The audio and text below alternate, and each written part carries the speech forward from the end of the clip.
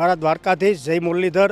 મિત્રો, પહેલાં તો હું મીડિયા બાબતથી કહેવા માગું કે જે કેબિનેટ મંત્રી હીરા સોલંકી અને પરસોત્તમ સોલંકીએ બંનેએ પહેલાં તો હીરા સોલંકીએ નિવેદન આપ્યું હતું ને પછી પરસોત્તમ સોલંકીએ નિવેદન એવું આપ્યું કે ભાઈ જરૂર પડી તો અમે ધોકાએ ઉપાડશું। તો એ બાબત ઉપર હું કહેવા માગું છું કે તમે વાત કરો તો કોના છો તમે વાત કરો, કયા તમે એમ કહો કે ધોકા ઉપાડવા, તો કયા મુદ્દે તમારે ધોકા ઉપાડવા? મારે ફક્ત પરસોત્તમ સોલંકીને કહેવાનું, તમે એક કેબિનેટ મંત્રી છો, તમારે આ વસ્તુ તમને શોભે નહીં। તમારે ધોકા ઉપાડવા તો તમે કહો કેવી રીતના તમારે ધોકા ઉપાડવાના છે? તમે નિવેદન તો આપી દીધું પરસોત્તમ સોલંકીએ। તો મિત્રો, પહેલી વાત હું એ કરવા માગું કે ભાઈ જો પરસોત્તમ સોલંકીને ધોકા ઉપાડવા હોય આહિર સમાજ આરે, તો અમારે કંઈ વાંધો એ નથી, અમે કંઈ બંગડીયું પહેર્યું નથી ભાઈ, તો અમે ધોકા ઉપાડવા તૈયાર છે। પણ તમે સ્પષ્ટ પહેલાં એ કહો કે તમારા ધોકા આહિર સમાજ આરે ઉપાડવાના છે, તમે નિવેદન એવું આપ્યું છે એટલે આજે અમારે બોલવું પડે। ને જે વિવાદ નવનીત બાલકિયાનો જે વિવાદ હતો મિત્રો, એ વિવાદને કારણે હું તમને કહેવા માગું, મેં એક બે વિડીયો મારી યુટ્યુબ ઉપર મૂકેલા છે। મેં બે સમાજમાં મેં કીધું હતું કે ભાઈ શાંતિ અને રાખો, કાયદાનું કામ કરે છે। ને જે આપણી એસઆઈટી ટીમ છે, ઝહીરા જાતાની ધરપકડ થઈ ગઈ, એ તમામ લોકોને ખબર છે। ને મિત્રો, હવે મુદ્દો આપણે એવી રીતના કે ભાઈ હવે એ કોર્ટ મેટલ છે, હવે સજા એને આપવી, ઝહીરા જાતાને ન આપવી તો તમારા કે મારા હાથમાં નથી, એ હવે કોર્ટ નક્કી કરશે કે ભાઈ ઝહીરાજને આપણે સજા દેવી કે નથી દેવી। એટલે મિત્રો, મારું ફક્ત એ જ કહેવાનું છે કે આ ધોકાવાળી જે પરસોત્તમ સોલંકીએ વાત કરીને એ અમને મજા ન આવી। તમે સ્પષ્ટ કરી ગયો કે એ તમે કોને કીધું કે ભાઈ જરૂર પડી તો અમે ધોકા ઉપાડશું। ને મિત્રો, બીજું અહીંયા નિવેદનમાં એવું એ કીધું કે ભાઈ અમારે મદની જરૂર નથી, તો ભાઈ એક સમાજથી ચૂંટણી જીતાતી નથી, તમામ 18 વર્ષની જરૂર પડે, એ એક મગજમાં ઉતારી લેશો। જે ભાવનગરમાં મિત્રો, જે હીરા સોલંકી એવું કહેવામાં આવ્યું કે ભાવનગરની અંદર મારે મદની જરૂર નથી, તો હું તમામ લોકોને કહેવા માગું કે ત્યાંના રાજપૂતો છે, હો ભાઈ, રાજપૂત લોકો એ છે અહીંયા, તમે એમ કહો કે ભાઈ આની મદની જરૂર નથી તો એ તમારાથી બોલાય જ નહીં। ખાલી હીરા સોલંકીને કહેવા માટેની છે।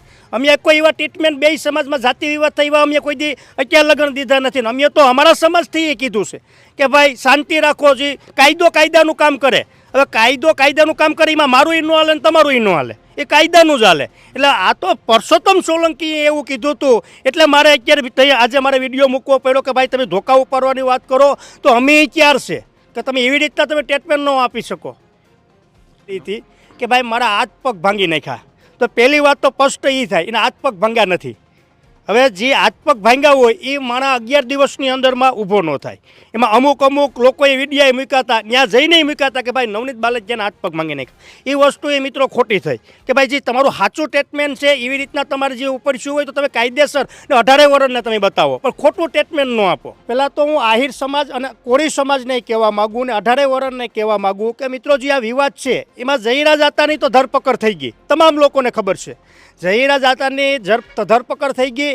એમાં પરસોત્તમભાઈ સોલંકી છે, આપણે એના સ્ટેટમેન્ટ આવતા હતા કે ભાઈ અમારે ન્યાય જોઈએ, અમને ન્યાય અપાવો। તો મિત્રો, પહેલાં તો સ્પષ્ટ થાય કે ભાઈ જે ધરપકડ થઈ ગઈ ઝહીરા જાતાની, એ અત્યારે હાલમાં જેલમાં છે। તો એ મિત્રો, આ મુદ્દો અત્યારે લઈ જવા માટે આખો બે સમાજમાં અત્યારે દોરવાઈ જાય એવી રીતના મુદ્દો ઊભો કરી દીધો। તમામ લોકોને ખબર છે કે આ વસ્તુ ભાઈ ઝહીરા જાતાની ધરપકડ થઈ ગઈ હોય પછી તમારે ન્યાય જોતો તો ન્યાય તો તમને મળી ગયો, ન્યાય ન મળ્યો હોય તો બરાબર, એના માટે ખબર પડી જાય મિત્રો કે આપણા ઝહીરા જાતા ન્યા અમારા ઝહીરા જાતાના કામ બોલે કે ભાઈ ભાજપ સરકારના એ ન્યાના કંઈક પ્રમુખે છે એવું મને જાણવા મળ્યું। ને ન્યાના અમે એ નથી કહેતા, ન્યાના લોકો એ કહે છે, કોરી સમાજના યુવાનો એ કહે છે કે ભાઈ અમારા ન્યાના ઝહીરા જાતાએ હમણાં બેનું દીકરીઓને રોજગારે અપાયું, 18 વર્ષની દીકરીઓ છે કે ભાઈ અમુક લોકોના મકાને બનાવી દીધા, તમામ લોકોને ખબર છે। એટલે મિત્રો, આ ઝહીરા જાતા અને અમારા માયા આતાને બદનામ કરવાનું કાવતરું છે, તમામ ખબર પડી જાય, બધાય લોકોને ખબર પડી જાય કે આ અત્યારે બદનામ કરવાનું કાવતરું છે।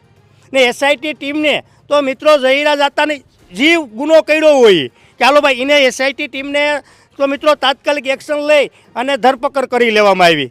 પછી હવે કાયદાનું કામ કરે, એ તો અમે બધાને તમામ મીડિયામાં કહીને ઠાક્યો કે ભાઈ કાયદાનું કામ કરશે। બે સમાજને શાંતિ રાખો, બે સમાજમાં જાતિ વિવાદ ન થાય એટલું ખાસ તમે ધ્યાન રાખો। તો એ મિત્રો, જે આ હીરા સોલંકી છે, પરસોત્તમ સોલંકી છે મિત્રો, એ એવા સ્ટેટમેન્ટ આપી દે કે ધોકા ઉપાડવા, તો આ વસ્તુ યોગ્ય નથી। મારે ખાસ કહેવાનું ભાઈ આ વસ્તુ યોગ્ય નથી. સમજાણું? હવે ધારો કે તમે એમ કહો કે ધોકા ઉપાડવા, તો મિત્રો હવે આ બે સમાજના જિમ્મેદાર કોણ રહેશે? હીરા સોલંકી રહેશે કે પરસોત્તમ સોલંકી રહેશે? કંઈક પણ કાંડ થયો તો બે સમાજમાં ઉગ્રવાદી થઈ તો આનો જવાબદાર કોણ? એટલે તમે માન મર્યાદાને મોભા માર્યો એમાં જ ફાયદો છે. પછી ન કહેતા કે ભાઈ અમને કીધું નહીં. અમને કોઈ દિવસ બે સમાજમાં ઉગ્રવાદી થાય એવું નિવેદન અમને નથી આપ્યું હજી.